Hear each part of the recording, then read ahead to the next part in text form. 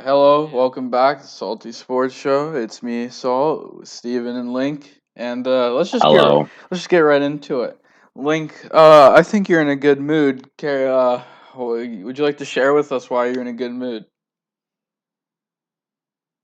Well, I mean, you know what? I knew what I will. It was just what day is it today? Today is as we're recording Monday. It's been about almost well, yeah, it's been over 24 hours since the big news this week in the NFL. Julio Jones is now a Tennessee Titan, and that's got me very excited. I mean, I don't really need to explain why I need to be excited for this or why any Titans fans would be excited for this. I mean, am I wrong here? It's No, Julio you're not. Jones, Yeah, and this guy, one of the from the from the time he started, has proven to be one of the best receivers in the league. Honestly, too, even as he's slowed down, or slowed down in the sense that, he's not as good as the all time, like the unhistoric pace he used to be on. He's he's like still been gone one of the from top 10 wide receivers, like easily. And he's I'd arguably been top honestly five. I'd honestly still have him on my top three if I'm being completely honest. I'd understand that. I'm a little bit more cautious because, like, again, he's a little bit older now, but still, like, he is extremely good. Yeah, And we all remember last year he had to miss about half the season, yeah. and now we are. I mean, let me get this right. The trade. Let's talk about the trade. Other than that, the trade was. Let me remember this. It was for a six rounder. Or no. The Titans received Julio Jones and a future six rounder for second and fourth round picks. Yeah. Which, you know what? That's not bad. That's not a That's very bad good. deal at all. That's I'd call that extremely good value for what you could get out of Julio Jones. I mean, I'm not sure any team is gonna not accept that, no matter where they are at, like which stage, and if they're like in the midst of a rebuild or if they're competing well, for a championship. the make or break was essentially how much cap space they had. I suppose I'm just saying, like in a vacuum or something, or like if an ideal setting. Yeah, I suppose that's a little bit of an unfair, like it's of an unfair condition because he would have gotten far more, yeah, but like still, you know, I do. if you have the cap space available, I suppose it's a deal I think any team would make, yeah, which is also rare to see. yeah. Absolutely. Now this is okay. I'd like to hear Link kind of because I am very eager to just shred on the Falcons, but I'd like to hear Link first. I want to hear what he thinks, what this signifies for Tennessee, how this changes their offense, their team as a whole. If you'd like to say anything, Link. Yeah, definitely. I will say going into it's been about 2 weeks of the rumors starting that Julio Jones was potentially going to another team. A lot of people, actually, one of the big front runners was New England. Tennessee was in like the middle of the pack. So honestly, when I woke up and saw that we were actually the real front runners, it's kind of shocking. And now we're running this next year with the lineup of, or just here's some notable players on their offensive. So we got Tannehill still retaining quarterback, Derrick Henry at running back, and then AJ Brown and Julio Jones as wide receivers 1 and 2. Gotta say, that sounds really good. I would agree. I have to agree with that. Yeah, one of the I Now, guess often you have top 5, 10 players at wide receiver, running back, and quarterback all on the same team. yeah, yeah. I mean, I think the big win for the Titans. You were talking about this in the draft. You were a little frustrated about kind of the picks you made and with the receiver, regards to the receiver position, which was understandable. Now you have like a premier, second weapon, which is big because I mean, any smart defensive coordinator, they could have doubled up AJ Brown and put the best corner on you, whoever your number two was going to be then, and they could have really made it difficult for the Titans' pass attack with regards to the receivers getting separation and getting open. Um, Now though, you have two legitimate elite level number one threats at the receiver position. They can't do that anymore, and Ryan Tannehill, who's still great. I mean, it's going to help his job a lot. It's going to make the offensive line's job easier because they're not going to have to, possibly cover as long if defenses play like that. I mean, this deal here can I think that this is a good signal that the Titans know that their cards lay now and that they're playing this really smart. And you know what, J Rob, he might have started with some questionable moves in the offseason, but the way it's shaping up looking back, I like it a lot. Yeah, that is true. I mean, like we did. I mean, to be fair, this is a big concern for Arthur Smith going out, and he was a big help on developing the Titans' smash mouth style of offense these previous years. Yeah, and having him gone may affect this for like the first couple games, but other than that, I think this offense will be definitely the king of the AFC South. yeah, it could be a top five offense even in the league. Yeah, and another thing is, we talk about. I mean, Julio Jones is a veteran wide receiver. This is a great guy to have on your team with a core of yeah. young wide receivers. I mean, AJ Brown and Derrick Henry both like openly stated that they wanted him on the team. Yeah, especially AJ Brown. He was like tweeting that every other hour. He was trying to get Julio on the team. It's Yeah. great, man. I'm very happy with this. Now, honestly, I'm not going to go too far into okay, we're Super Bowl contenders because we do have still question marks on the defense. Yeah. But we'll have to see as we go forward. As we are how long away from the NFL season? About We're 3 less than months. 100 days. We're like 94 days, I think. Oh, okay. Well, does that count the preseason? No, we're 94 days. Well, we're 94 days away from the opening game between Dallas and Tampa. Oh wow. Yeah. Um, that's dope. And speaking of like Arthur Smith, the other way with the Falcons, I'm gonna be honest here. Um, I look, I forget the name of their GM. I know they just hired him over from New Orleans.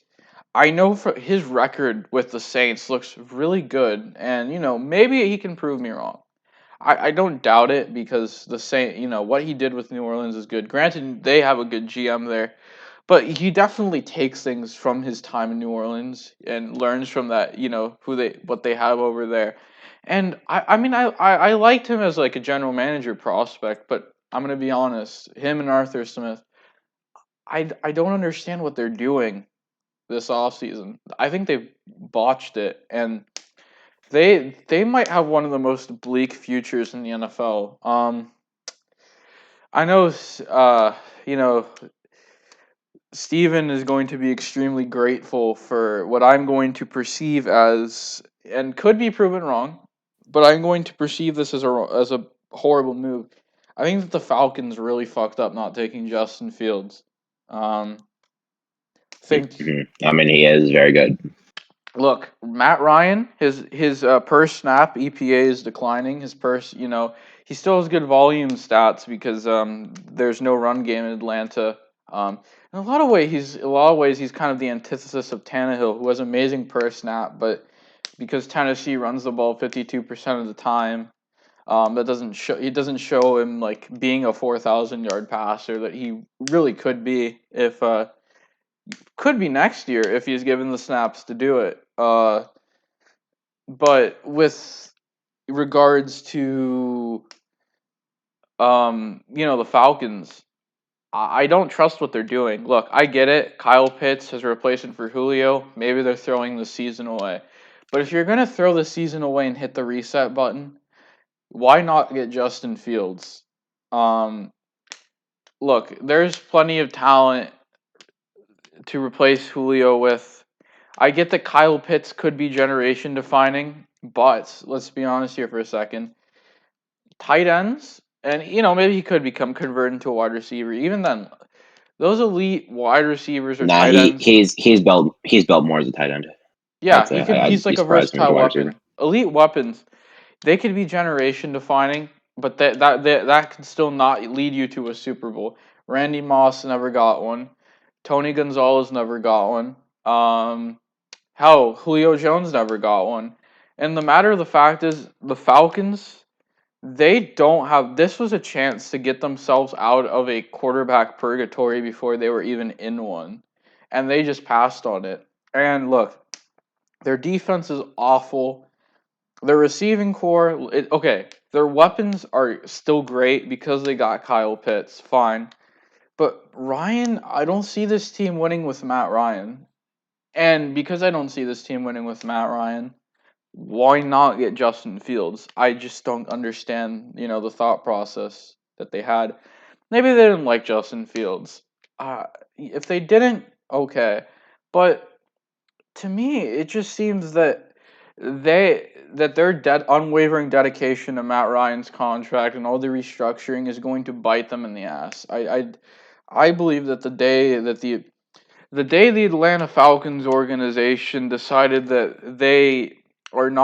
they're too sentimental to commit to any real change and are going to be in the same traps and the same cycles was the day that they announced Kyle Pitt's name instead of Justin Fields.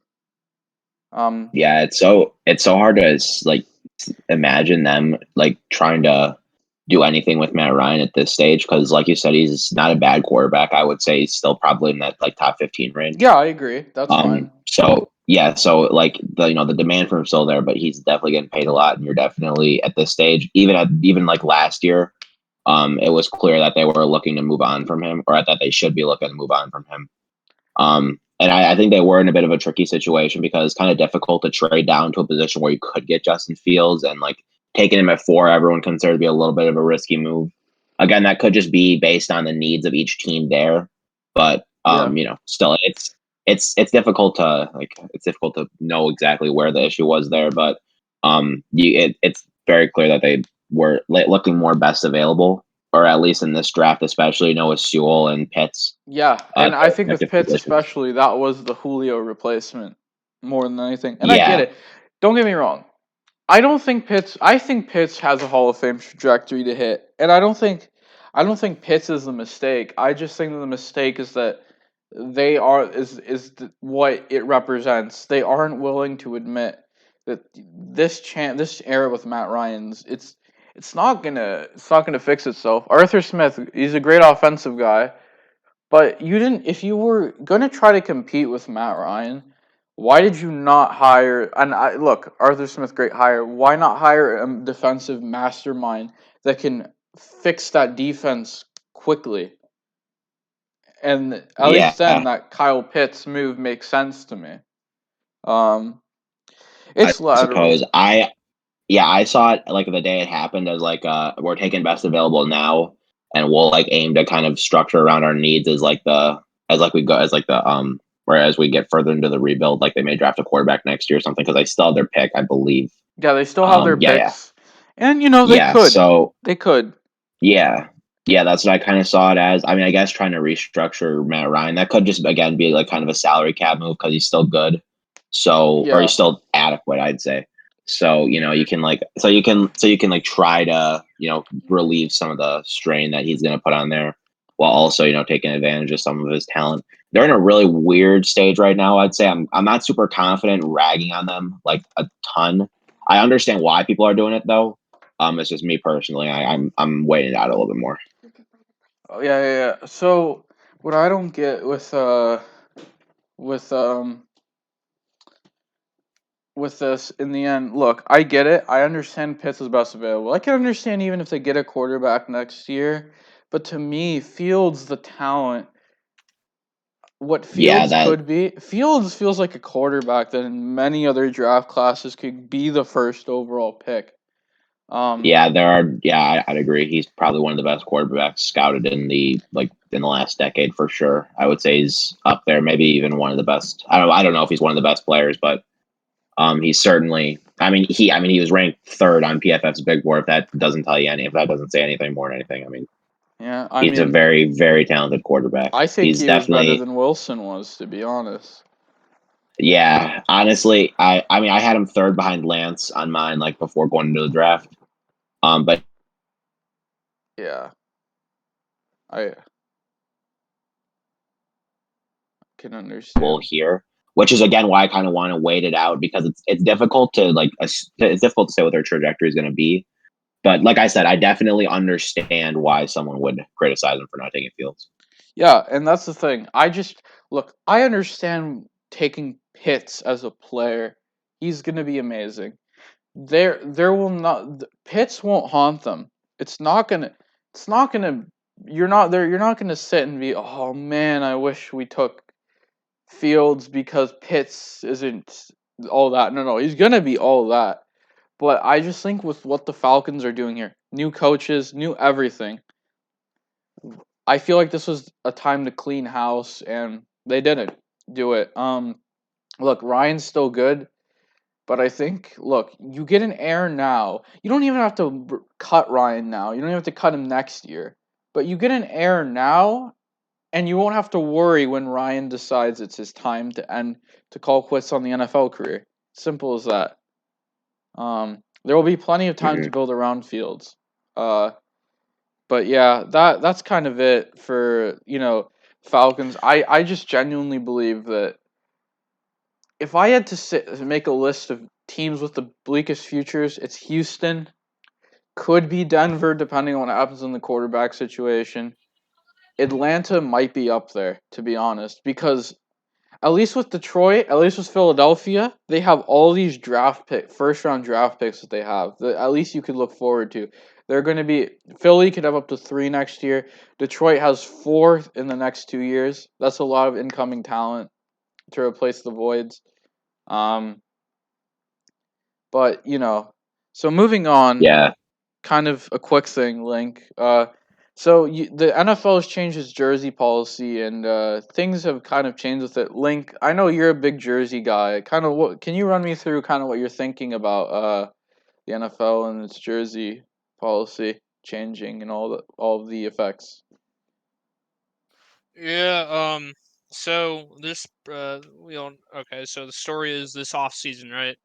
They just owners agreed we're gonna keep keep relaxing in the jersey number business in the NFL because if some of you don't know, the previous prior to this year, the NFL had a pretty strict jersey number policy. So like let's just say if you're an offensive lineman, you could only be 50 through 60, I believe, before this change. But now it's gotten a little bit more lenient. Like running backs can be number 1 through 49 now, or 80 through 89. And that's just like kind of the big one of the bigger changes. A couple players already announced or have been one to like Deshaun Jackson. He's now number 1. He used to be number 10. Yeah. Um, there's a couple other changes like Sterling Shepard also. He's now number 3. He used to be 87. Jalen Smith took number 9, and a lot of Cowboys fans aren't particularly happy about it. It's not Yeah. that. It's not that. It's not even the fact that like he'll be the first to wear 9 since Romo, but Cowboys fans they don't seem to be mad that the fact that he's taking it itself. They're just mad that he played awful, and the fact that he would be the number 9 after the number 9 just feels very wrong to a lot of us. So I can kind of see why people wouldn't like that.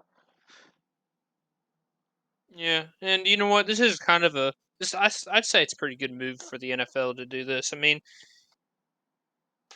number change with how the number process is in the NFL is already like to an outsider very confusing. But now, since it seems like this may open up even more throughout the future, I don't know. We'll have to see. I really like this change though because I mean, more freedom to the players. They don't have to be restricted by more number or by less numbers now. They have more to work with, so that's nice. Yeah, for sure. I mean, I always thought that like the number based on position thing was a little bit dumb. I understood it because especially when you got so many guys out there on the field, I guess to the lay person, it's kind of just casually watching makes it a little bit easier. I don't know, it might be a bit of a stretch, but I mean that freedom is just nice to have. I mean, I know Eddie Jackson changed his from 39 to 4. Although I like 39 more. Just gonna say that, but yeah, no, I agree with you. Yeah, I think it was his old Bama number, if I remember correctly. I think so. I'd have to check. I have to double check on that. All right, so that was good. So kind of moving forward a bit into we had the playoffs. What would you guys like to talk about first? The NBA and the NHL. What are you feeling? Uh, I suppose we could go to, I guess, NBA first. all right, sounds good. We started with the NHL last time.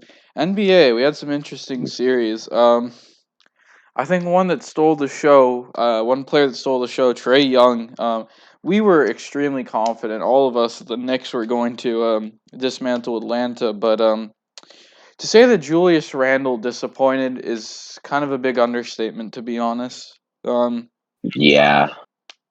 This was Honestly, this was a Oh no, series sorry. that I'll go quickly. This was a series that to me spelt Julius Randle is going to wreck them because well, Atlanta doesn't who's going to stop Julius Randle in Atlanta? And it turns out Clint Capella, it was pretty good in his own right, pretty underrated. I think it was Clint Capella and John Collins did step up to the task there. But Trae Young he stole the show, absolutely fired on all cylinders. Drew some fouls, definitely pissed off some Knicks fans, but the Hawks really took care of business and um, I mean they beat Philadelphia in the first game, but kind of that was a pretty interesting series. So, Yeah. Steven, if you want to say anything No, about it, yeah, sure. I have to agree. I'm gonna call back to like one of the first. I remember. I think it was the first game this year, Bulls, when they played Atlanta, and of course they were not very composed on defense. It's not really a great starting line defensively. I mean, you got Kobe White, Jack Levine, Wendell Carter Jr. You got some weaknesses there, but the way they defended Trae Young too, he definitely took advantage of like the momentum he was able to create and how he's able to kind of almost like pause the game in his mind and kind of draw into those fouls. I'd definitely consider it a skill, kind of like I'd say comparison that could be like the least flawed would be like framing in baseball. Like you can argue, that like there should be an automated strike zone, but at the end of the day, framing is kind of dependent on how good the catcher is at tricking the umpire. And there's different advantages to that, and it's a skill. It's definitely not something that everyone can do, and it's something that you can recognize people do better than others. And it's the same thing with drawing fouls. You can argue it's a little bit unethical, but at the end of the day, it's how Trae Young plays, and that combined with his shooting, his scoring, just his entire all around play, he's a monster offensively. yeah. And I mean, he turned it on. Like we went nightmare mode, especially with all the leverage in the Knicks' favor too. Link, anything to say about that series between the Knicks and the Hawks? Yeah, I will say this. This is something Atlanta, like the Hawks, really needed. I mean, this is a team these previous years usually weren't something extremely special. Now Trae Young seems to be turning it around. Very surprising how he could play with the New York Knicks fans chanting that he is in fact balding. But um, but Yeah. this is I mean, this was a series that I mean, you had these two teams that no one really had a lot of expectation to. The Knicks, the Hawks. These are usually, like I said, these two teams haven't made the playoffs. In a I think the while. last, yeah, exactly. It was honestly something I thought it would go a little bit deeper, though. I mean, 5 games. I thought maybe 6 or so, but hey, I don't think if you're a Knicks fan, there's nothing to be really mad about. This is your first time in the playoffs, and you still have. I mean, this is starting to build into a good looking future, especially with their head coach, whose name I don't know at the moment. Tom Thibodeau. Yes, and he won Coach of the Year. That's great. Yeah. Yeah, I mean they're current.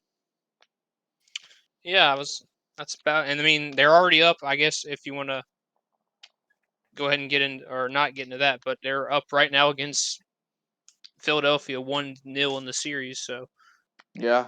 I did mention it a bit. That was a really, yeah. Philadelphia tried to storm back at the end, but Atlanta held. And the rest of the East went for the most part predictably. I'd say the most unpredictable part of it was how quickly Milwaukee kind of dispatched of Miami. I thought that I Mhm. favored the Bucks, but I thought Miami would give them a bit of a fit. I mean, they did in Game 1, but other than that, Milwaukee just dominated from that point forward.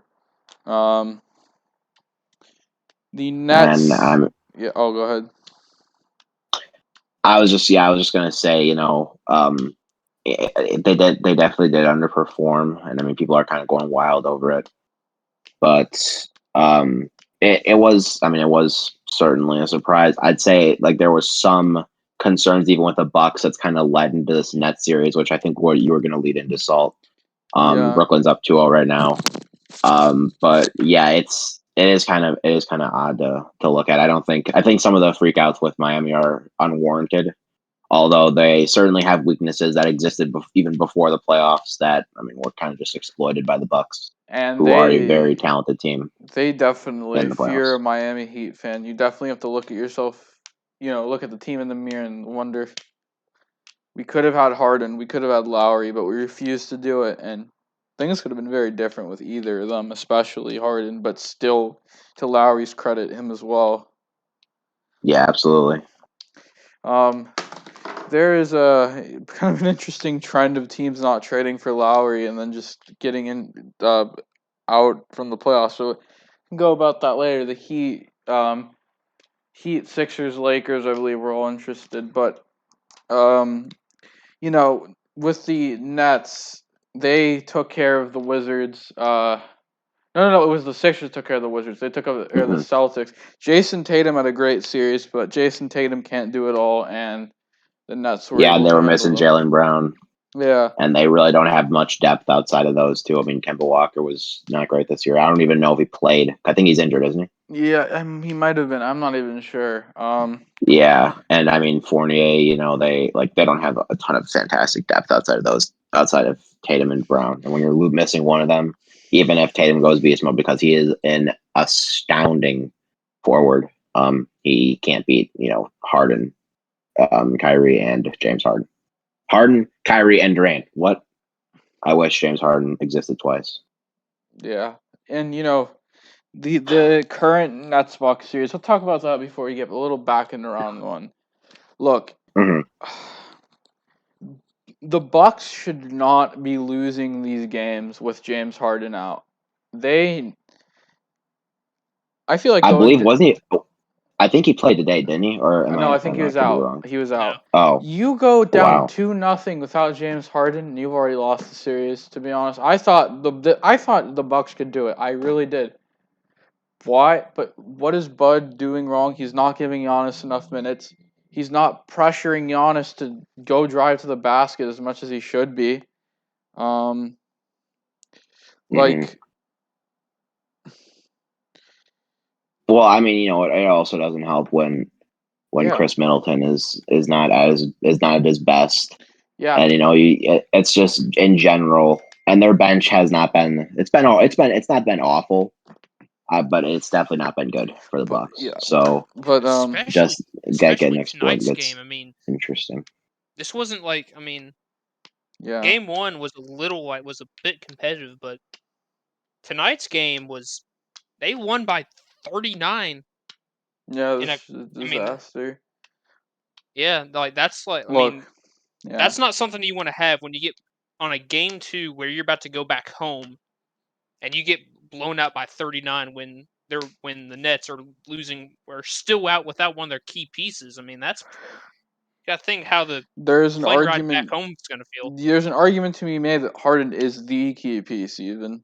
Yeah, I would, yeah, I mean, I don't know if he's the best. I'd say Durant's better, but Harden really brings that team together because he is a fantastic point guard. He really does it all. He's unbelievable. Yeah. And you know what? Kyrie has really showed up in his absence, to be fair. I mean, Kyrie's been having a great playoffs as a whole, and I love to see it. I do like Kyrie. He really fit well too with Harden, even though they're both really good playmakers. And they both fit the point guard position so well. I mean, they excelled with each other. Yeah. Which is super great. The big thing to me though about the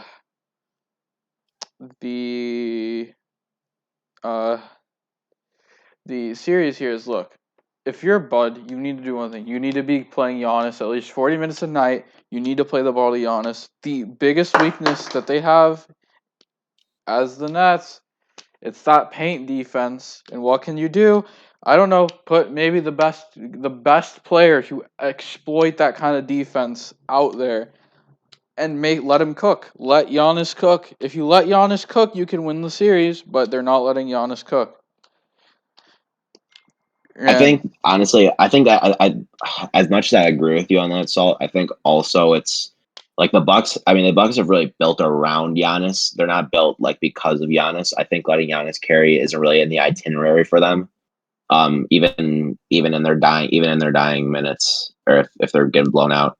They've always been surrounded. He's always been surrounded by really, really solid players that have really helped elevate the team. Yeah, and yes, at the heart of it, he's the best player on that roster. But when you don't have like those guys showing up as well as they could be, it does kind of. Those guys should bleed into Giannis. Those guys should show up, but Giannis isn't. But even then, he's not. I still think that even you still got to get the role players involved, but you still got to let Giannis cook. I don't think they're letting Giannis cook. Yeah, no, I agree. Anything to say about that, Link? No, I agree with you there. I mean, we'll see how it is for these next two games. Is it going to be just as bad? But maybe they'll switch it up, the strategy up these next. I mean, because this is like you got to win at least one of these games for these next, or else you're done. Yeah. In other news, with these series, I mean, like I said in the East, just talking about the Sixers real quick. We talked about them losing the game one. Obviously, they made quick work of the Wizards. Embiid was out, but they were still able to get the job done. I think he's back. It'll be interesting to see how they play. I think they should still pull it out against Atlanta, though. I still believe that they have it. Yeah, I'm still confident in their production. Look, I think I still think going into it, I honestly thought it was going to be Nets Sixers in the conference finals, and I still think that's a possibility. I still think it's like a strong possibility. Yeah. So that'll be a super exciting series, especially if Harden is back by that time.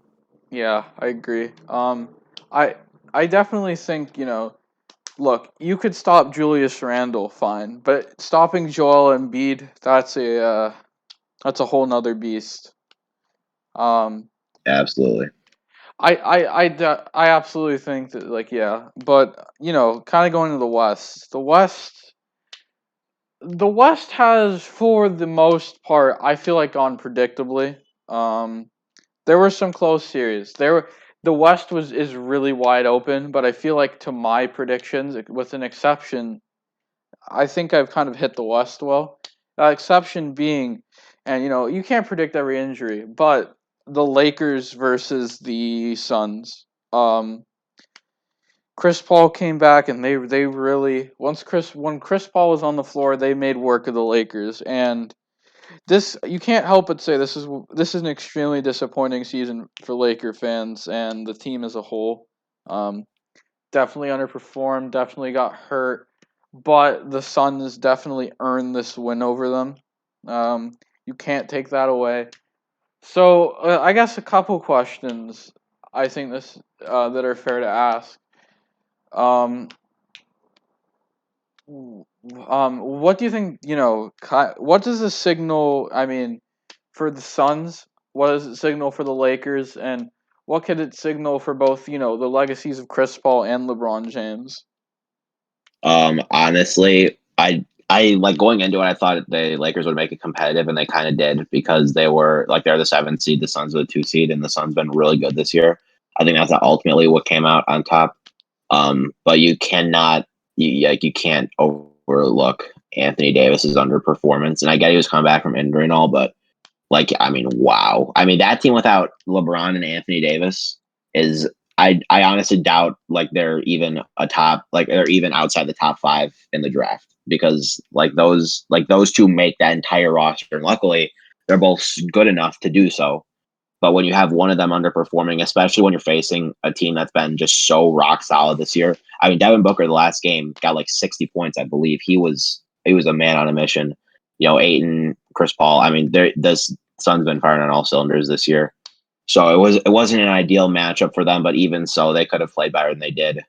And ultimately, they'll probably look to hope for more successful injury, more successful injury luck. No, better injury luck. Hopefully, not losing AD for a long span, and Yeah. Oh shit. that it's really dependent on those two. Yeah. I think this is a big boost for Chris Paul's legacy, getting a win over LeBron James. Whether it results in a ring or not, I mean, it'll help him. For LeBron, I think this will hurt him a good bit. Even though yes, the roster was bad, Anthony Davis was playing hurt. This was, when, and I hate doing these comparisons, but I feel like it's extremely valid here. LeBron played well. There's no doubt about it. He played good. It's not his fault that the Lakers are out here. But I think we can finally end the discourse of the GOAT debate that LeBron never lost in the first round, because Jordan lost in the first round to some godly, and I mean godly, Celtics teams. So I'm kind of glad that we can throw that away now. Well, all right. So I still need to ask this though. So you're basing that on on the current projections of the Suns now. What if they win the NBA Finals? Would you have a Oh different no, opinion? well I wouldn't, because those Celtics teams, it was McHale, Parrish, and Bird. That's it. Yeah, the Suns are definitely not as good as as the Celtics or Pistons teams that Jordan faced early on. Yeah. I honestly, I don't think this is a super big stand on LeBron's legacy. I think some people will probably over exaggerate it more than they should. But really, it just boils down to the fact that the Lakers just really don't have a good team. And sure, LeBron's really good, but if he's playing well, and he was playing well, I mean, he was not as good as he usually is in the playoffs. But again, injured season, he's like 30, he's like 35, 36 now. But if you don't have Anthony Davis playing like a superstar, and you need that to win with that depth, it's going to be a struggle. We saw how good they were last year. They blew through the playoffs with a great AD and a great LeBron working together. And I think they could still do that again. I think it ultimately just boiled down to, bad luck. They caught a really hot Suns team. LeBron, he's not a god. I think no basketball player is. No. So ultimately it'll be divisive. I personally think it's not. I think it's a small one, because I think but it's only because you can't throw out. I think it's not. I think it's less that hurts LeBron in the debate, but more that you could just throw out the first round discourse, which I mean inherently helped him. But I'm kind of glad no one's gonna use that anymore, to be honest. Yeah, that's true. That's true. I don't know. I don't think it's I don't think, honestly, this is. I mean, it's a nice check mark or it's a nice add to have on the comparison. But even if it's lost, I still think LeBron. I mean, you can. I mean, I'm not gonna go ahead and say it right now, but it's still a pretty good case for it. Oh yeah, there's still a great case for it. I mean, I can't deny that, but I definitely think it anything that doesn't enhance the case doesn't I think simultaneously hurts it. But yeah, I always thought the first round thing was a little over exaggerated. Yeah, especially considering some of those teams he had to play for Jordan. Mm-hmm. But going on the rest of the West, Link, sorry about the Grizzlies, but I feel like you can kind of go out positively with the way the season ended. Oh yeah, definitely. I can't really complain at all. I mean, considering we had to do we had the do the whole play-in thing. We played not only the Lakers, but we also had to play the Warriors. And you know what? I mean, especially with how like where am I at now? I mean, especially with how Brooks and Morant were playing throughout the entire series. I mean, there's nothing to get mad about there. Yeah. That's definitely something to like. That's a pretty good case for trying to project the Grizzlies' future. In fact, so I'm not gonna I'm not gonna make such a big deal out of it. But I mean, we did lose to. I mean, we did win game 1. That was something. That was a nice one victory. But after that, the Jazz just started to take control. Yeah, that's understandable. Anything to say about the series, Steven, or With the Grizzlies? Yeah, and the Jazz. Yeah, no, everyone knew that the Jazz were going to blow them out. Honestly, if the Grizzlies winning one game wasn't an accomplishment enough. You know, they were basically just a team who wasn't really supposed to make it. They made it. You know, they won one game. I guess you can consider that an accomplishment. But it's one of those series that's going to be forgotten in the landscape of the playoffs. Yeah. Other couple series in the West, very good, entertaining series. Luka Doncic and Dame Lillard both had valiant efforts despite their teams going down. We'll start with Luka. It seems like he's set to sign a supermax extension. Well deserved, very understandable. As for the Mavs, it just look, the Clippers gave a hell of a fight, but Luka just didn't have any help at all this series, other than a few really good games from Tim Hardaway Jr. But Kristaps Porzingis really just committed a disappearing act, and at this point, I don't think you can even consider him like a co-star or anything. I think that the Mavs need to look for a new second star to get some more help, good quality. I mean, there's maybe look at Miles Turner or something, and if you want to play the unrealistic, idealistic game, Karl Anthony Towns would be such a great fit for them. But I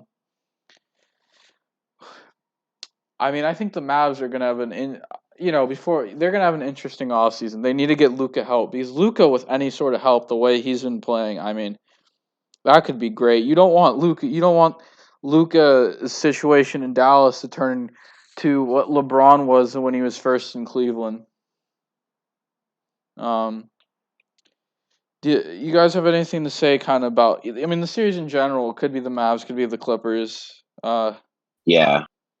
All right. Yeah, I mean, going into it, I always kind of thought like Porzingis had his run where I thought he was going to be like the big second guy, and Dallas was going to be like a 3 seed for a little while. But he's really underperformed this year, and it started before the playoffs, and it permeated into it in just a really bad way. Luka had to put that team on his shoulders like Boston did. Luckily, the Clippers didn't play as well as the Nets, so they were able to kind of pull through. And honestly, the Clippers taking that series to 7 games scares me going into this, like versus the Jazz. But Luka is the guy carrying that in the shoulders. But the bad part is that you gave Porzingis a huge extension. So it's really difficult to move him, especially if he continues to play like this, because it's a star extension, and Porzingis, I would say he's solid, but again, I wouldn't say he's deserving of that kind of money.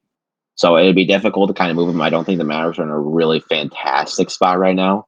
I don't think they're in a bad spot. They're definitely one of the better teams in the West, and they're going to continue to be, even if they keep Porzingis. But again, it's just compared to where they could be, it's a little disappointing. Yeah, absolutely. The Clippers themselves, I got to admit though, I really did like the work Paul George did in the series. I got to say, Paul George had a poor playoffs in the bubble. Kind of had a reverse what the Heat did. I rated what I saw to Paul George. Now, I didn't see the series in full. I watched a little bit of all 7 games, but I watched mainly like pieces. But I liked what I saw to Paul George. Yeah, he was definitely really solid. It's just the depth with the Clippers. They're a team who are going to kind of rely on that like 3-point the 3-point shooting, and it just didn't show up as well as it could have. Yeah.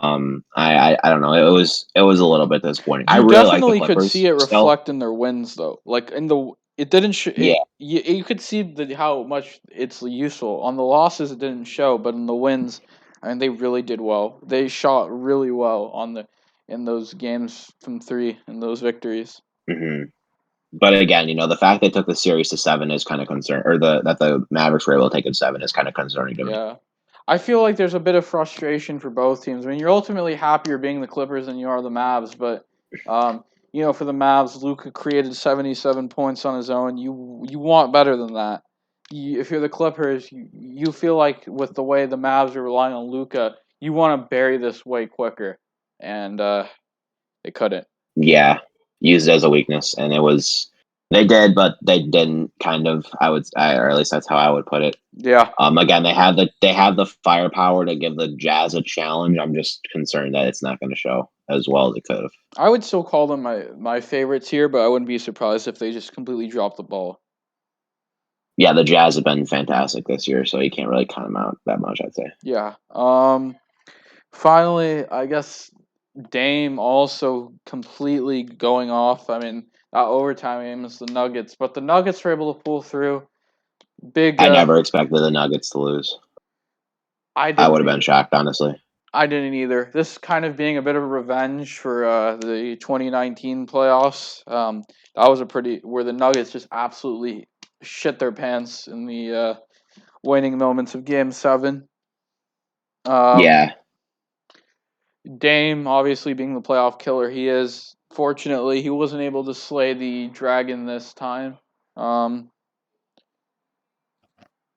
And you know what? They fired their coach, and if the Blazers can make some proper adjustments, they can definitely continue to keep winning with Dame. Dame's just such a great talent, and I mean, Dame time is always going to be entertaining. But the Nuggets, Michael Porter Jr., and of course their MVP Nikola Jokic. I mean, seeing them do well. That's the team our boy Arturis built, by the way. I think that needs to be Yeah. thrown out there. Yes. Absolutely. But yeah.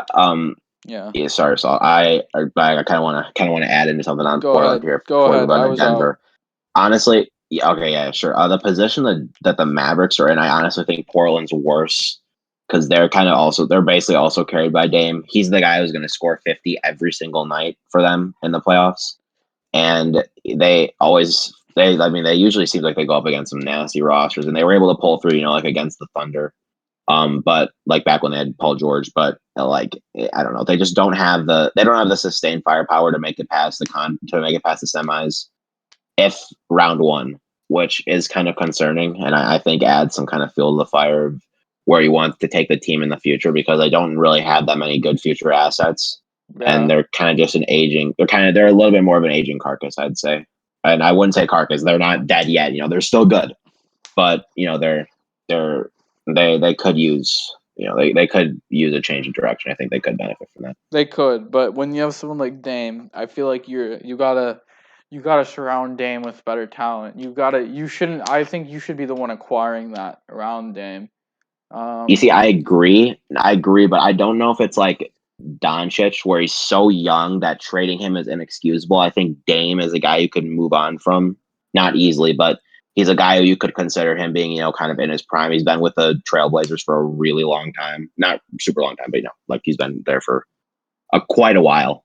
So you can judge the team's direction, more confidently if you want to take it towards the rebuilding route that you can if you're the Mavericks. And I didn't want to suggest the Mavericks should do that. I just wanted to clarify. Yeah. All right, Link, you got anything to say about like the Mavs or the Blazers, anything of that regard? I don't. All right, so just want to get through this quickly. Speed predictions. All the Eastern series have started. I'll say Sixers in 6. I'll say Nets in 5. I started out with Bucks in 7, but that's not looking good. For the West, I'll say Clippers in 7. I still believe in them, but I think I can't count the Jazz out. And I'll say Suns Nuggets. That's a tough one. I'm gonna go Suns Mhm. in 7. I'm gonna take them in 7. I think we're gonna have some really good series here in the West. Yeah, Yeah. same. So I'd agree. Oh, sorry, Link. You wanna go? You let's wanna give go? a live update. So Phoenix is going to win Game 1 against Denver. So Oh, I wasn't looking, so Gotcha. yeah, I haven't really been looking at the scores while doing this, so but you know what? Yeah, I would It say makes me feel better. first. Yeah. I think, or last time I checked, it was close. I don't know if the Suns pulled through like in the second half, but as it is, I would say I'd agree with you, Salt, on Suns in 7. I'm gonna go Jazz in 6 though. Yeah. Philadelphia, I think I'm teetering between Philly and 5 or 6, but I think they'll go. I think it'll go 6. Atlanta's giving some teams a little bit of challenge, and Nets in 5. I think inevitably finals will probably come down to, and again, I may be a little bit biased here, but I like the matchup. I like a matchup of the Nets and the Jazz. All right. hmm. Link, any predictions to make?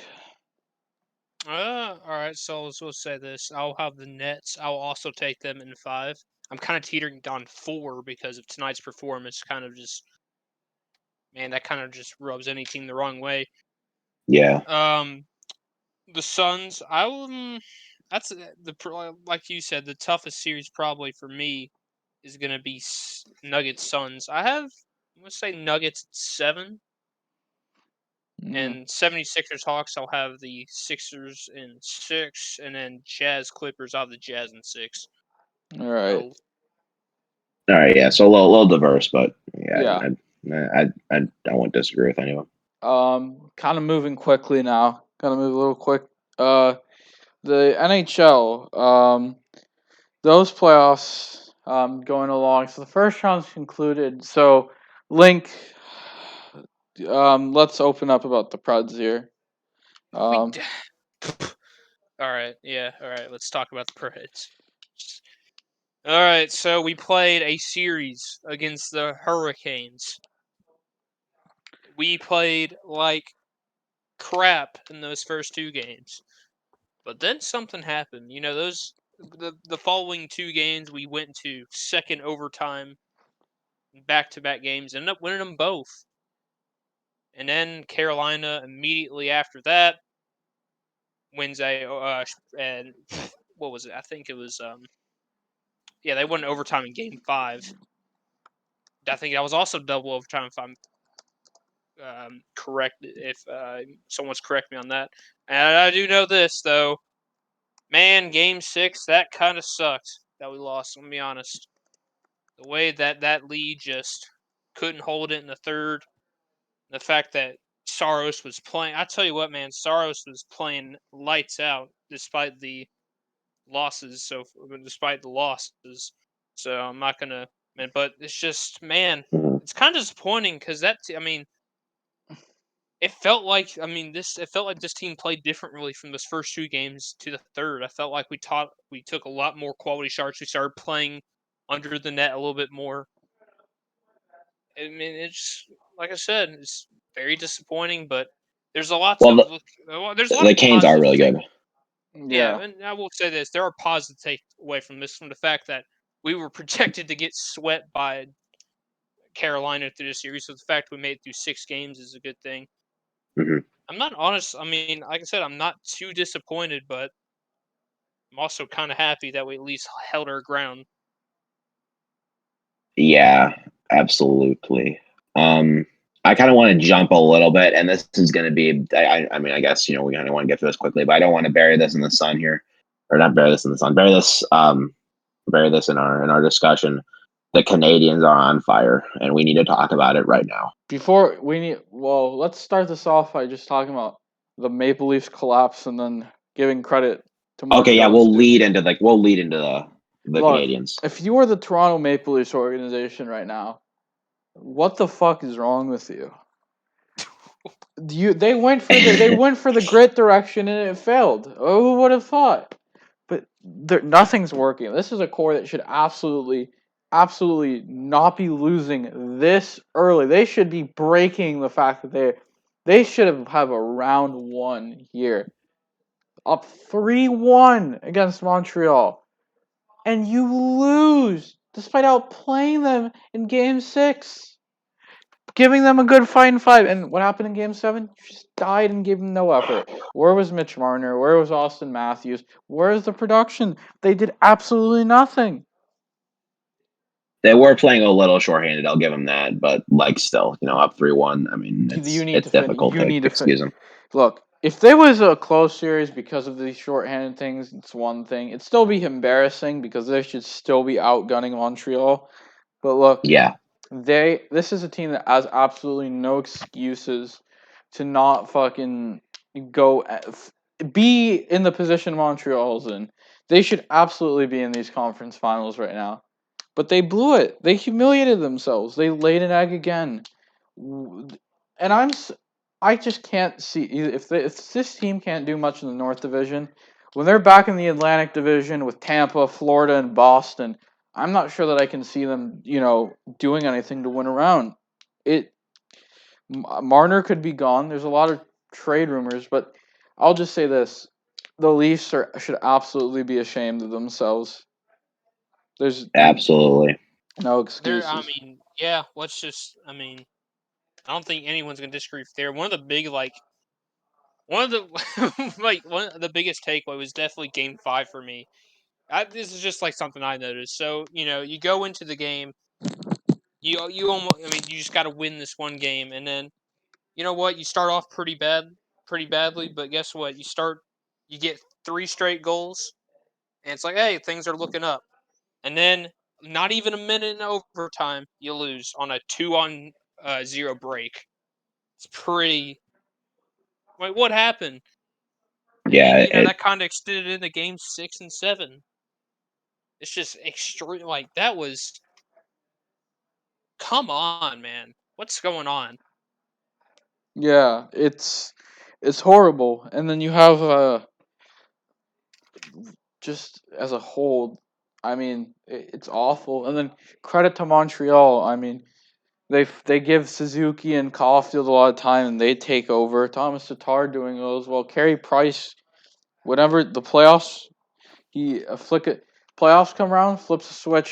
He's playing his best again all of a sudden, and I don't know what it is with Montreal, but look, they've started to fire on all cylinders, and I got to give credit to Cole Caulfield and Nick Suzuki. They are playing extremely well this postseason, and Montreal, they're here. They came out of the North. They're the champions of the North.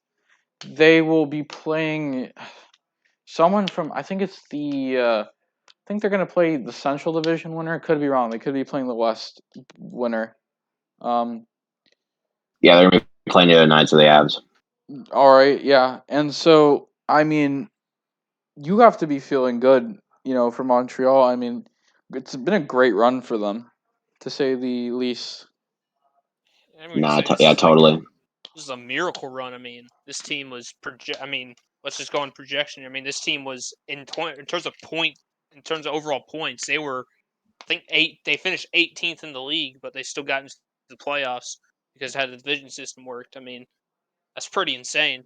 Yeah, and they were looking really bad after firing Claude Julien and hiring Ducharme. Ducharme was really doing a poor job as their coach, but they still go on this run here. I know, and because they've always been kind of in the purgatory spot in the NHL. They've been sneaking into the playoffs, but nothing serious. And the fact that they're doing this with admittedly not a fantastic roster is pretty invigorating for the fans. But it's just exciting to watch too. The NHL playoffs have always been home to these kind of underdogs. Especially, I think, more so in our sport, although that could just be my personal bias. But it's really exciting. Yeah, and you know what? Big credit to them. They absolutely deserved it. Denault doing his work. He's a very underrated piece. He's been not the season you would have wanted from him this year, but I think it doesn't change that he is low key, like a really good. call him. Maybe he's not like an ideal one, but he could be like first line, caliber kind of center, especially with the two-way play. Tatar, Mhm. Gallagher. They've done well. Gallagher with that goal in Game 7, in my opinion, kind of broke the Leafs. I think my thought during Game 7 was if Montreal scores first, the Leafs are going to be broken here. And that's what happened.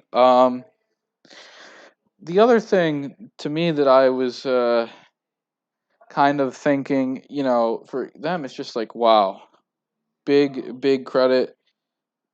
And, you know, Nick Suzuki, Cole Caulfield, stars of the show. You got to give them props. And beating Winnipeg, who, I mean, they were on fire beating Edmonton.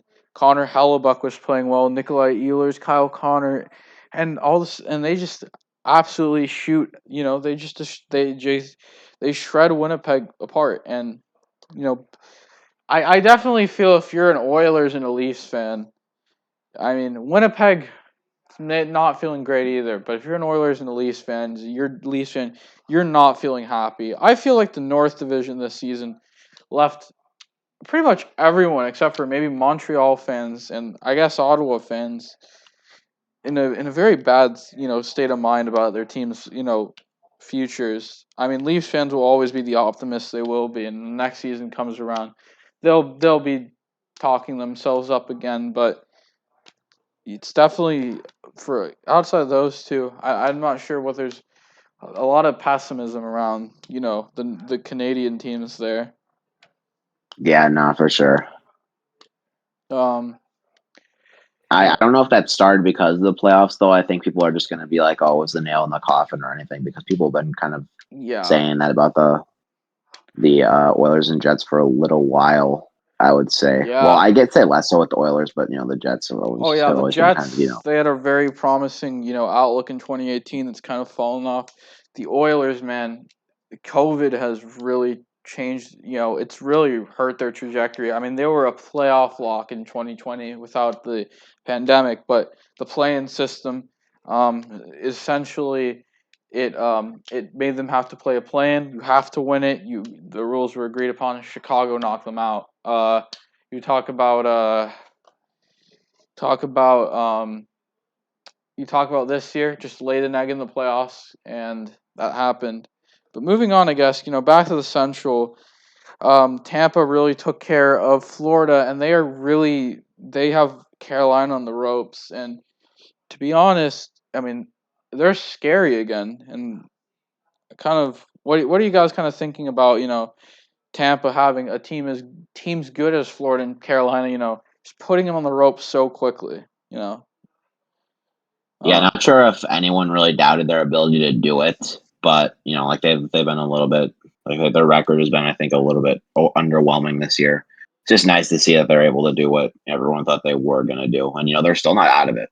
I mean, you look at a lot of the stories, the Avs, and the Avs, even the Knights, a lot of teams that are making their claim to fame this and these playoffs, but the Lightning are still not out of it yet. So yeah, that's cool. absolutely. Link, we've both been watching the Central a lot. So, kind of, what are you thinking with what's been happening? So, I mean, I will say this. I mean, Tampa. I mean, you all have mentioned it before. I mean, Tampa. The defending Stanley Cup champion. It's yeah, all these different players you can name off that contribute to this team's massive offensive production. It's all. I mean, and then you go to a team like Carolina who played. I mean, I've spoke to a Hurricane fan or two, and they said, I mean, especially after Nashville, it's been like after games two and like after I'd say that. I'm sorry. I'd say after game two against Nashville. I mean, the team kind of took a step back. I mean, yes, winning and losing in double overtime is nothing, but just the way how the team played, a lot of the confidence kind of died with Carolina fans. But they are kind of holding their ground with Tampa. I mean, I understand. Yes, Tampa is leading 3-1 after Saturday's game, but we'll have to see. Especially, I mean, that's game Saturday was crazy. I mean, Yeah. did y'all see that second period? Yeah, wow. Carolina had the Yeah. lead and just wow, Tampa just fired on all cylinders there. I mean, I know that was nuts. it's just crazy. And look, I don't like the Tampa Bay Lightning. I absolutely hate, I absolutely believe that Nikita Kucherov was healthy at the end of the regular season and that they were definitely, playing the cap this year. Um, I hate that it's happening. The league is definitely the bigger party at fault here. This isn't, if you see a loophole, you're going to exploit it. You can't really blame them. But the thing is that Carolina and Florida, I mean, they're both extremely likable teams. With I'd say that you want to see do well and to see kind of the same force kind of crush them. Definitely kind of sad to see. Um, Definitely. And for a division that was looking to be a really good punching match, if the series ends tomorrow, I believe it's going to be kind of underwhelming because you would have thought that even if Tampa would have won it, which I mean I thought they would have, that someone like Carolina or Florida was going to take them to 7 at least one time, and it could still happen, but it seems that really seems that just wow, they are really taking it to these like great teams. Yeah, absolutely. Guess a quick rundown because we times the essence. The East, the Islanders came up with a big win today. Big second period, beat the Bruins 5-4. Will take the lead going back to New York to try to finish them off and win the East and head to the semifinals of the NHL. It would be their second year in a row in the Final Four of the league, as the term it as you can't really call it the second straight Eastern Conference final. They technically does apply for this season, but like you know what I mean, like a conventional Eastern Conference final. Mhm. Interestingly enough, there's only going to be one team out of the West, and we'll get to that in a second. In the traditional Western Conference, that's going to be in the Final Four. But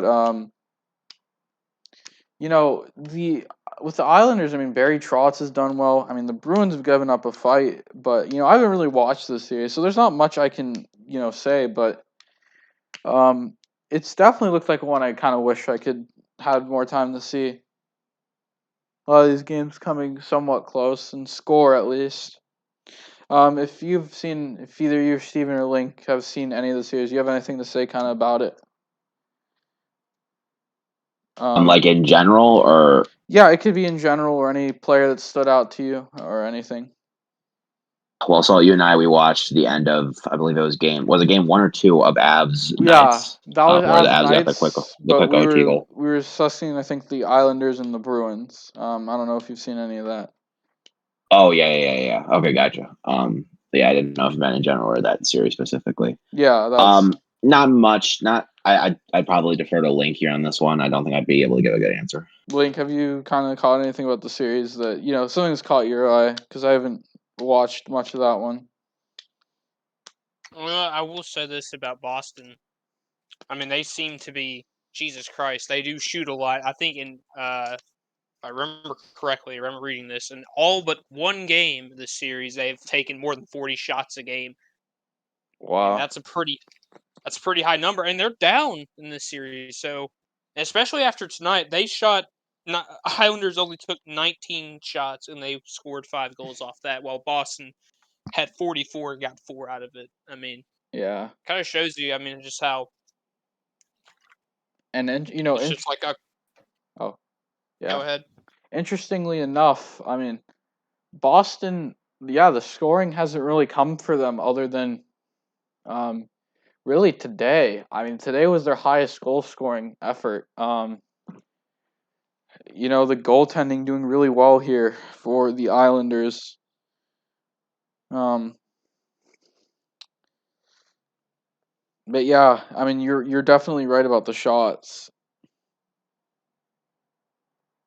Uh, Yeah, I've it always has had been like kind of a I've always do. I've always has, and I've always I've always respected this Islanders team, and they've been in. I think they've had a couple second round appearances in the last couple of years, but I think this year they may, considering how the series is going with Boston, they may wrap it up tomorrow and go to play. Who they? Oh, they play either the winner of Tampa and Carolina. Yeah.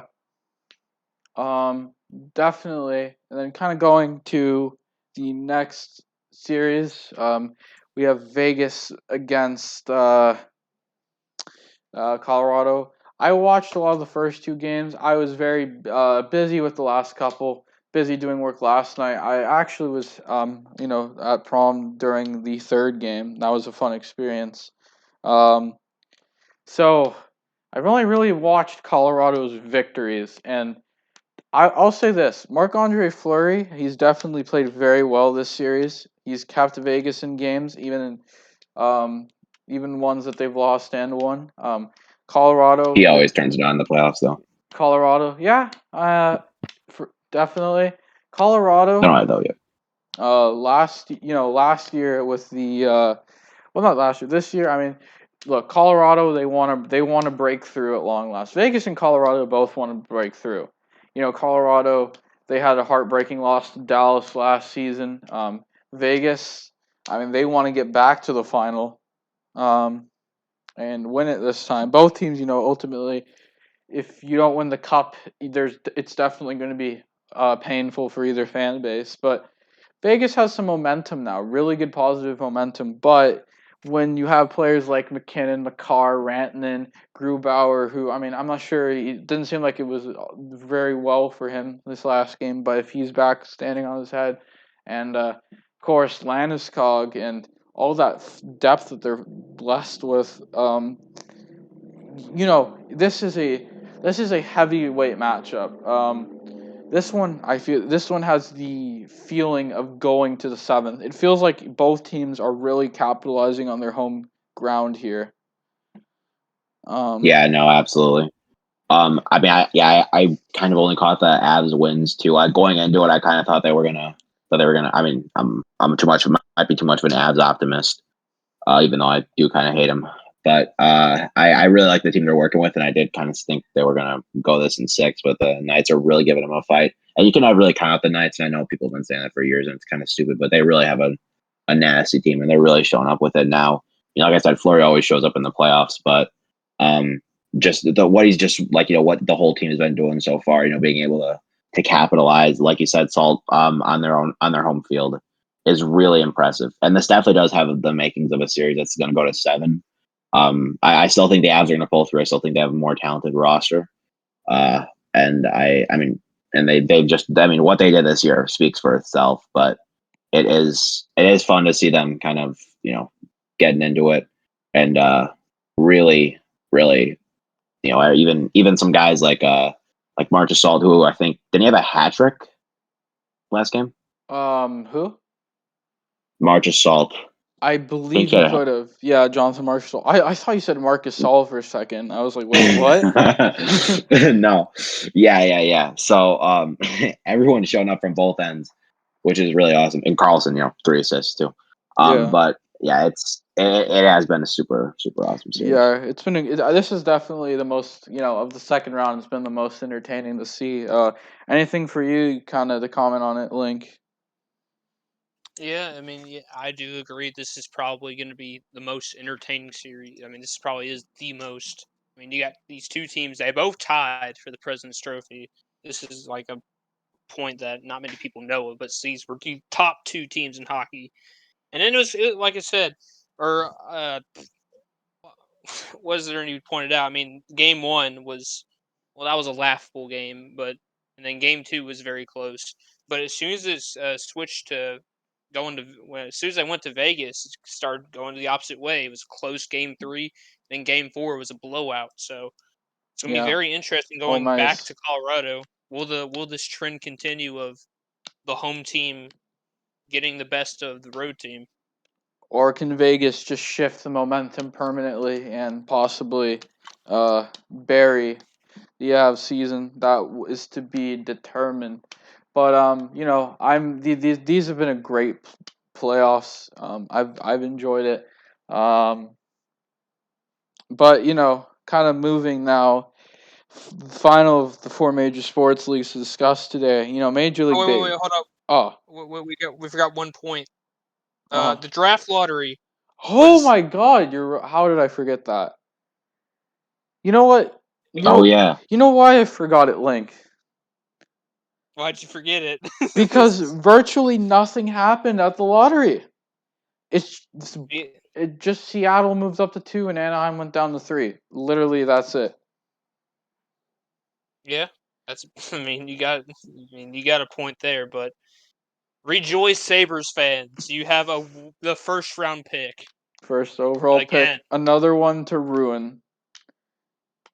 Yeah, it's just like the question is, who are they gonna take? Yeah, that's to be determined whether it be Owen Power, Matthew Beniers. We'll see. Now finally, kind of going to Major League Baseball. Sorry, can I make one more point? Sure. Yeah, my bad. Yeah, go ahead. Hey Coyotes. Man, this sucks for you. You don't even get to be in this draft lottery. They had to forfeit their pick because the crap that went on last year with the workouts. That's pretty bad. Yeah, pretty funny and sad that it was a whole first round pick being lost. But yeah. All right, now we can move on to baseball. All right. So, you know what? Let's start with all-star voting. Any players that you feel particularly passionate about, with voting, and I said it on Twitter on the timeline, and I'll come circle around, but I'm gonna claim him, Yoan Moncada. So, for you guys, is there anyone that you would like to urge to be voted, for the All-Star game? Link or Steven, yeah. Just encouraging everyone to go out there and vote for Chris Bryant.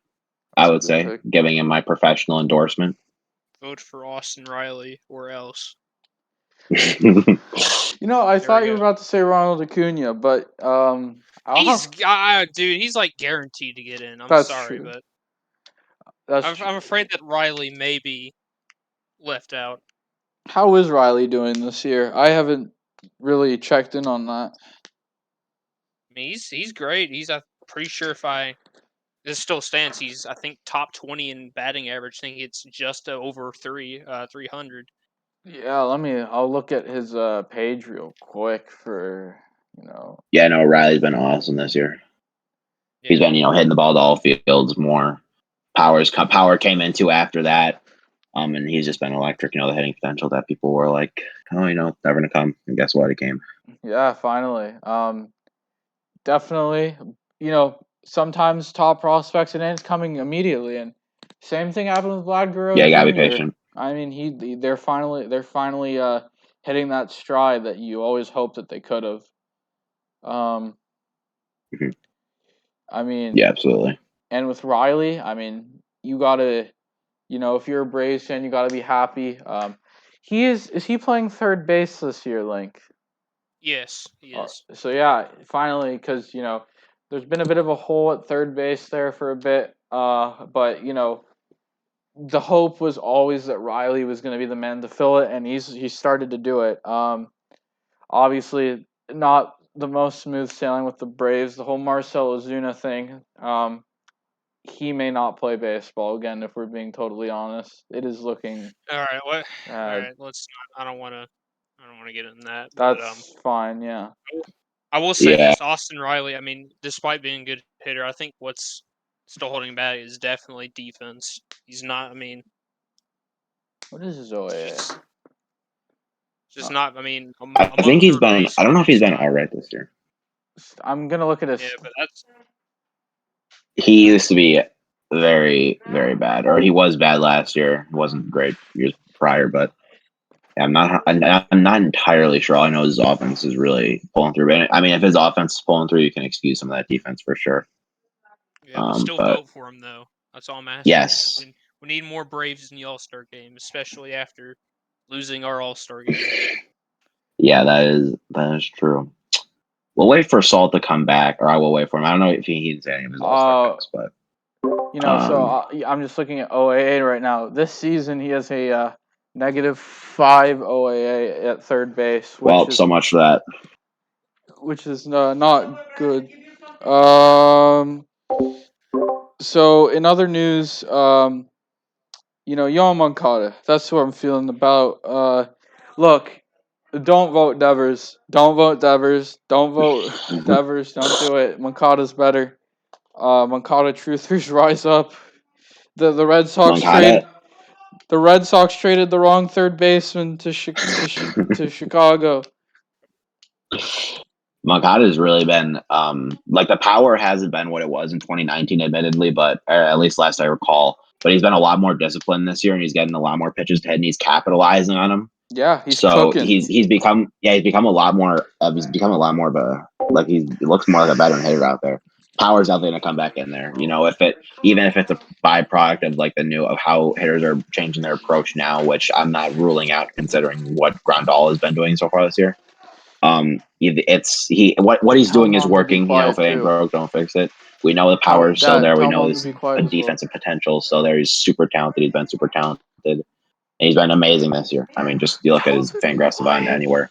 You'll be impressed. He is a very, very talented player. And yes, he should be the all-star third baseman. Yeah, I agree. Yeah, with Yoan, I mean, he's improved. He's made adjustments to his game. And you know what? It's working. He's definitely been the best third baseman in the American League this season. That's kind of the hope that you were always wanting out of him. He was a number one prospect back before the White Sox graduated him. Shut up. And with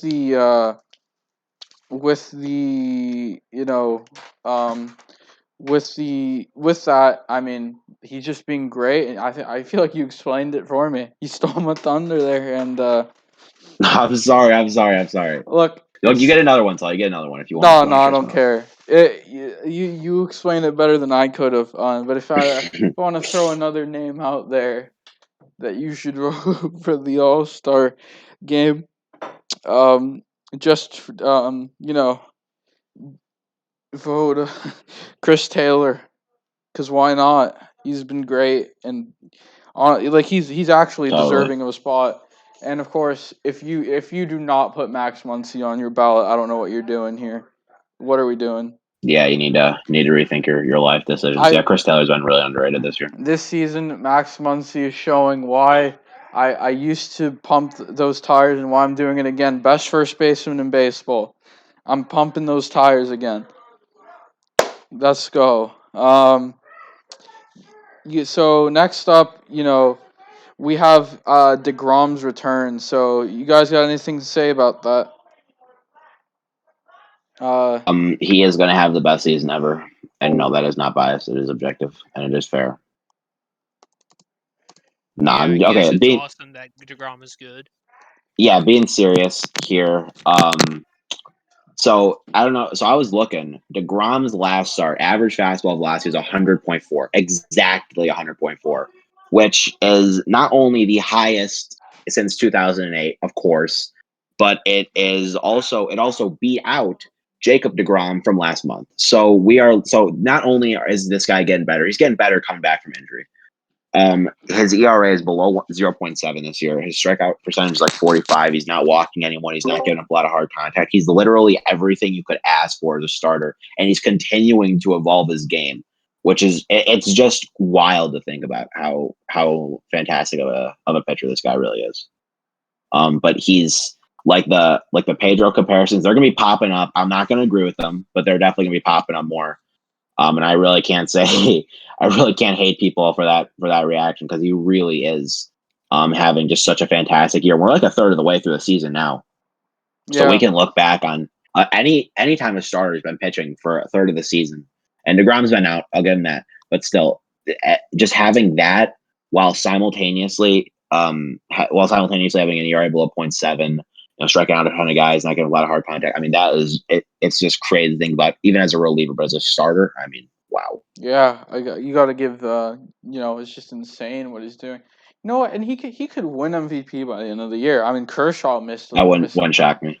Kershaw missed some time when he won his, being the last pitcher to do it. So I don't think that should be against him. Granted, the Boomer voters may look at that win loss, but I think he still has a very very good chance of winning an MVP.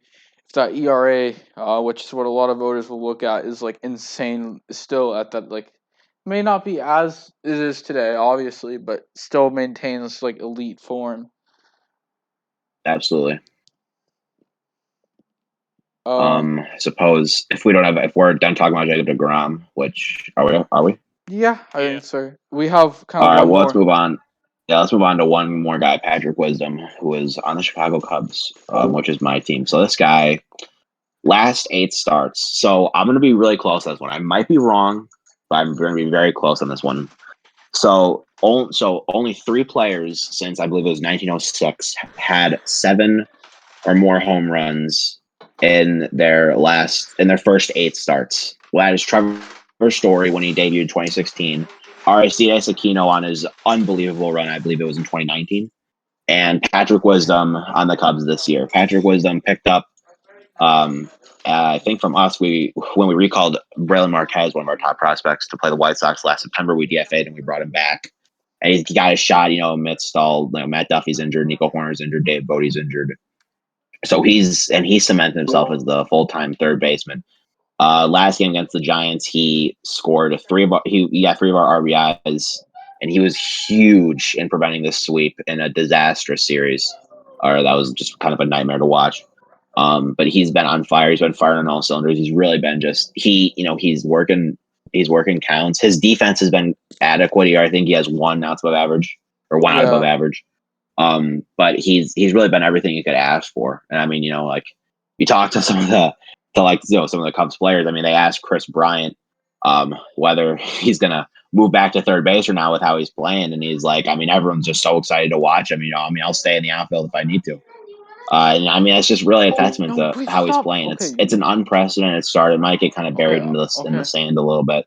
Why are you so loud? But he leads he's tied Jazz Chisholm, who's been playing the whole season, in home run leaders for NL rookies. He's 1 ahead of Dylan Carlson, who is top 10 prospect from Baseball America for the Cardinals. If it might have been top 15. Yeah. But he's just been absolutely fantastic, and it's just really exciting to see. The Cubs offense has been performing really well, but he's definitely being one of the positives in the injured climate that they're in right now. Yeah, absolutely. You take a screenshot of his stats now because that insane WRC plus is going to regress to Yeah, the I do not expect him to keep up a 358 WRC plus. yeah, I will exactly. agree You got to take a screenshot of the 350 while it's there, with that. before Or it's you can all. just go to the game logs. Oh, that's true. You gotta keep, before it becomes only 155 or yeah, hopefully.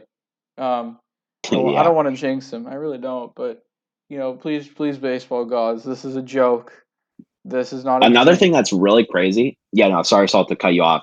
Wisdom missed a home run against Cincinnati. The Cubs played in such poor weather conditions. His home run was like expected to go like 3 rows from the left field scoreboard, and it died in the outfield because of how far the wind was blowing in. So he could reasonably have 8, and not only lead NL rookies in home runs, but break that record. That Story and Aquino are tied with at 7. So I mean, it's just crazy to look at.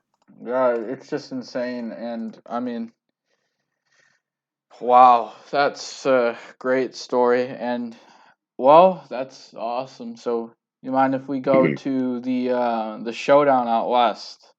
Yes. All right. So, it's Do it. been kind of a 3-headed monster here in the West. Dodgers and Padres. I mean, you expect this, but the San Francisco Giants have been rolling and rolling. Doesn't seem like they're gonna die You don't need just to tell yet. me. Um, Kevin Gosman, the story of the season for them, having an amazing year. Definitely is going to garner Cy Young attention. That is obviously not to take away from some of the other really good pitching performances coming out there, such as Alex Wood, I think Anthony DeSclafani, Desclafani, even yeah, Cueto.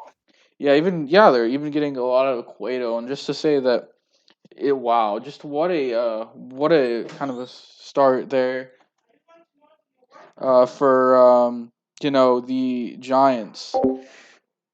Absolutely. Mhm. I mean, we lost a series to them. We went down. We played 4 game series. We lost 3 of them, and just the sheer will of that team from everyone. They would never die.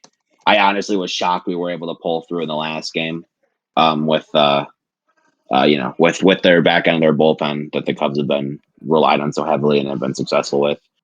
But yeah, I mean, they lost Evan Longoria, but Buster Posey is probably a lock for the catching spot in the NL All-Stars for the NL All-Stars right now. Really, there's not a lot of weaknesses. I'd say that's probably a testament to the work the front office has put in. The management. They've got a really solid team building there, and they've still got work. They're still working ahead with their farm system and everything. It's exciting to see, although it is definitely tense if you're a Dodgers or Padres fan. Yeah, Looking to definitely. pull ahead. We definitely, I think as Dodgers and the Padres fan base would both love the Giants to roll over and just die at this point. It's been a lot of resurgences, a lot of pieces.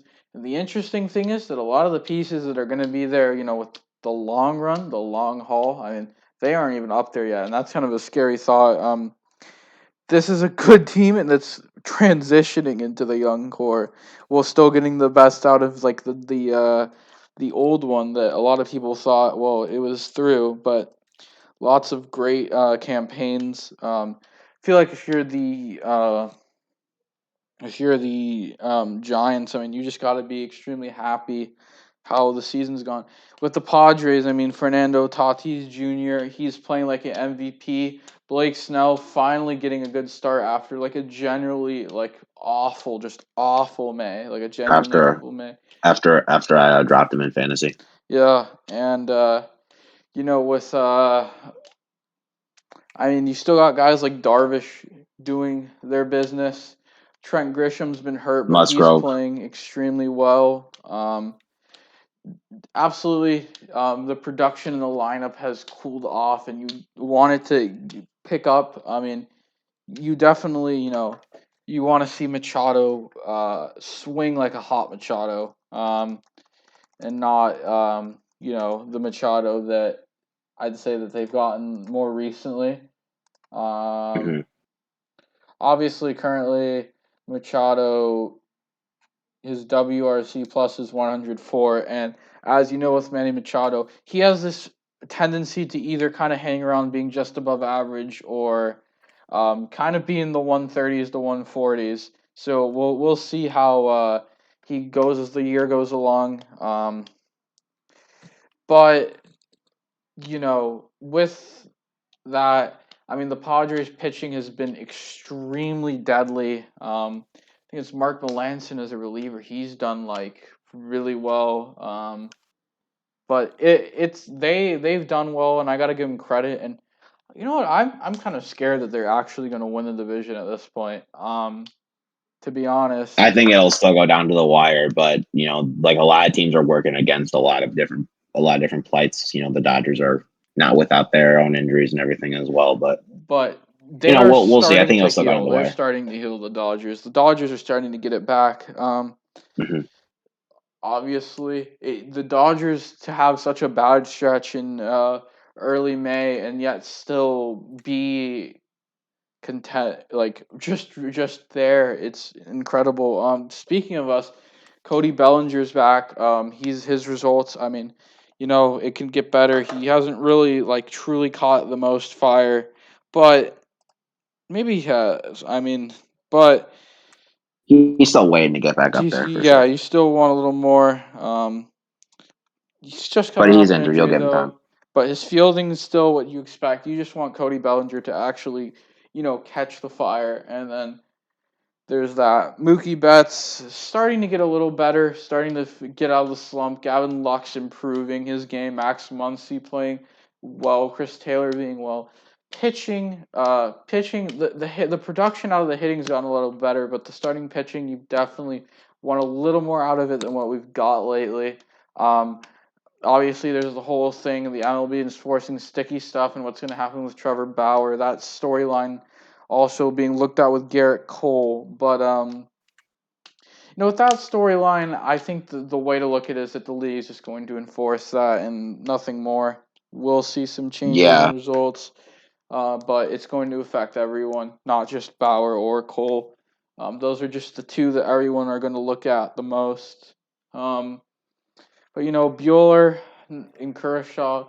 Bueller's still having quality starts, but not exactly what you want. Kershaw hasn't had it the last two starts he's had.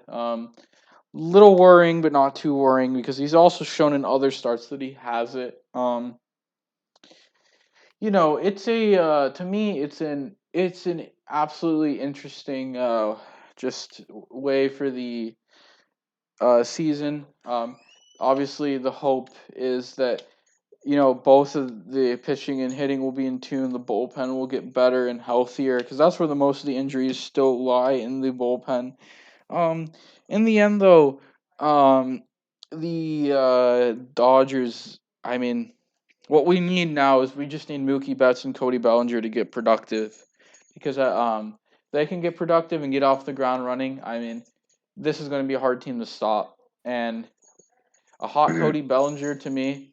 And yeah, you can say that's about any player when they're hot, but a hot Cody Bellinger that can sustain his heat for months is genuinely like a top 5 player in baseball, where he's already a top 10 player, but you get him hitting at MVP levels and he's insane. And so, the hope is that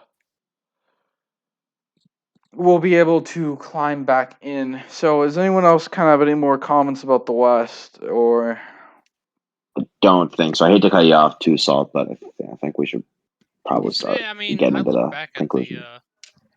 kind of look back at the original episode and when we did our MLB predictions. I guess we were just so high on how the Dodgers and Padres are because I mean those were two very overhyped teams, and we just kind of. I mean, we had, if I remember correctly, we had mostly the Giants at the third spot in the division, but now kind of crazy looking back now. Yeah, it's pretty interesting to see kind of where they are. Yeah. So I'll do. I guess we can kind of move on to a quick bonus minute. Link, Wait, do hold you? on. Hold on. I'm sorry to bring this up because I just thought about it when we were doing the NL West because I thought Bay Okay. Area, right? I was going to bring up one more thing. The Athletics. Oh It's yeah. not their on-field stuff that we're worrying about. It's their off-field stuff. Their owners are pending possible relocation soon. That's pretty big for the Bay Area. I Yeah. mean, Um. this That would I mean, be. we almost had it with the Rays, but then I think those deals with Montreal fell through. But the Athletics are actually they may be moving soon, but and where to? We'll see. Not sure yet. I think Portland and Vegas are two of the big, uh, Favorites. yeah. Yeah, and But it's crazy. Oakland will lose 3 teams extremely fast. The Warriors by technicality, but the people in Oakland will still be like Warriors fans, obviously. You have of course, the Raiders, and now maybe the A's. It's gonna be interesting to kind of track. Yeah, and it is a shame because the A's are indeed first in the AL West. Yeah. So I guess now, I kind of want to do a bonus minute. Do you want to talk about anything, Link? I I'm talking know. about NASCAR. I Sure. know y'all love talking about NASCAR with me. We're at the All Star break. Hooray! Um, we are in. We're I think this Saturday going to Texas for the All Star race for the first time. And currently, right now, Larson. Let me just tell you this. Larson and Hendrick Motorsports have been unstoppable these past few races. In fact, as of our recording, it'll be 1 month since a team other than Hendrick won a race at the Cup Series level. Last person to do it was Truex Jr. at Dover, or no, not Dover, Darlington. But it's just, man, it was a pretty insane dominance by Hendrick. One of the big questions is, though, is Kyle Larson going to continue? Is he going to carry this over to the playoffs? Because he has kind of that tendency to not show up when it matters when in the round of 12 and 8. So we'll see. Yeah. You know, I'm not a NASCAR fan, but you will know that I will be rooting against Kyle Larson. That's for sure. Yeah, I think we all will. I don't think anyone outside of its Core base. his small fan base. He's got to. I mean, understand this. Okay, so I'm a Hendrick fan, but I will say Larson is my least favorite Hendrick driver. That's just how it is, and I hate that he's driving the 5 car because the 5 car was previously driven by 3 of very very cool, very prestigious drivers. I mean, Mark Martin, Casey Kane, and I'm not going to count Casey Mears because he's a meme. And I mean, Kyle Busch, he's infamous for obvious reasons. But even before that, Terry Labonte, I mean, hate that he's driving the 5 car. Wish he would just at least, if they, give him a new number. But it's nothing you can do about that. Yeah, that's for sure. Yeah, that's pretty interesting. I know, Link, you and I just very quickly we watched that absolute farce of a fight together. Logan Paul and Logan Paul and Floyd Mayweather. It's unfair to discuss it in a sports show though, because that was a sellout. So we won't give any more attention to that. Yeah, and it's pretty bad considering. Well, let's from behind the scenes, we had to delay. We delayed recording to today because of that fight, and man, we wish we didn't. That was nothing to talk about, and there's nothing to talk about. That was 8-round hug fest. I don't think it did anything for either guy. Honestly, it didn't. I don't. It would have been worth something if we watched the U.S. win, but alas, we chose the wrong event to see. Yeah. But kind of moving to my bonus minute, I'll be very quick. Chelsea winning the UEFA Champions League. Christian Pulisic winning a couple trophies in the span of a couple weeks. Pulisic, he winning the Champions League. Congrats to him. Sergio Aguero leaving Man City for Barcelona. Unfortunately, will not have any European silverware with Manchester City, who will be looking for a replacement at striker. Rumors being guys like Harry Kane and Erling Haaland. Formula One, very big couple weeks here. We had the Grand Prix at Monaco. Not a lot of overtakes expected from Monaco, but it was not the most entertaining race in the world, but we definitely got an entertaining result. Sadly, my guy Charles Leclerc's car was not able to go for that race, but we had a very interesting finish. Max Verstappen winning the race. Carlos Sainz and Lando Norris getting second and third. So a podium that people could be happy with. Next race, neither Lewis Hamilton or Max Verstappen would finish in points places. So this race was essentially a deadlock for the title race. Verstappen left tire blowing out. Hamilton absolutely choking on the restart there with a mistake that and just to say this, I think it's entirely fair that so the podium this time being Sergio Perez finishing first, Red Bull. Second place being the legend himself, Sebastian Vettel, a multi-time champion who may not be at his best, but has shown that he can win even in a car like Aston Martin's, who actually as a team had a good showing had it not been for Lance Stroll. Sadly, also having a tire issue, though Vettel may not have his podium without it. And in third, Pierre Gasly, who's having a bit of a redemption arc this season. So F1, very interesting couple of races. And with that, I will close my bonus minute and the episode. Thanks for watching. We'll see you guys again. Salty Sports Show, and thank you, everyone. Yeah.